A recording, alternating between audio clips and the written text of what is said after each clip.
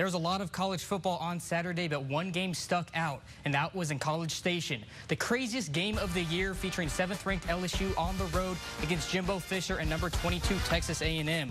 Moving ahead to the fourth quarter, LSU looking for win number 10 on the year. Joe Burrow hits Foster Moreau over the middle, and he just bullies his way over defender to give the Tigers a 7-point lead. The Aggies down to its last chance, only a second left on the clock. Kellen Mond finds Courtney Davis in the end zone as time expires. Kyle Field was rocking as the game headed into overtime. Now fast forwarding to the 7th overtime period. Yes, I said 7.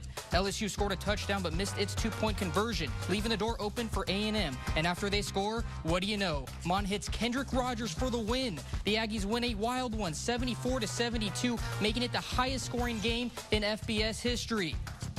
And this game is still trending on social media. Texas A&M football tweeting this, saying, "I've seen them lose and I've seen them win, but I've never seen them quit. Texas A&M tops LSU in 7 overtimes, #Gig'em." ESPN talking as well. Historic game in College Station. Number 22 Texas A&M upsets number 7 LSU in 7 overtimes in the highest scoring game in FBS history. And this is from a Texas A&M student showing the final play from outside Kyle Field. Fans going crazy. Now, speaking of a game to remember, Friday night, P&G quarterback Roschon Johnson was simply unstoppable inside NRG Stadium in Houston. The Indians took on the Lindale Eagles in the area round of the Class 5A Division II bracket. And, well, Johnson flew all over them. It didn't take long for him to get going. Just the second play of the game, Johnson breaks a tackle in the pocket and then shows off his speed, turning on the afterburners for the house call. 66-yard touchdown to put the Indians up early. After throwing a touchdown to his favorite target, Jose Ceja, later in the quarter, he finds him again in the second. And what do you know? Why not? Throwing this dime to his fellow senior, Indians led by 8 at halftime. After the break, not much change. Johnson again showing off his wheels and his muscles as well, breaking multiple tackles on this run and then sprinting down the sideline for the 87-yard score. Johnson accounted for 6 touchdowns and 478 yards of offense. Here's how he described his performance after the game. Basically, it was just execution. A lot of just taking what they give us. I mean, nothing really too special. Just a lot of second effort. I mean, on the long runs that I had, I mean, it was just hard running. I mean, basically just taking what they gave us.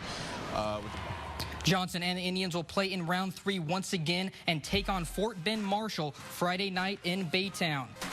As for some other Southeast Texas teams fared on Friday in Class 4A Division II, Silsbee beat Wharton 56-14 to advance to the regional semifinal round, and Jasper shuts out Belleville and will play West Orange Stark next week. What a game that will be between Jasper and West Orange Stark.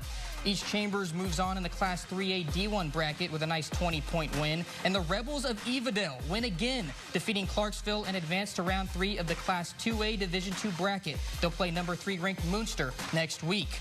Both Lumberton and Woodville would fall in its games pretty handily. But what a season the Raiders and Eagles had. Congratulations, guys, on a great year.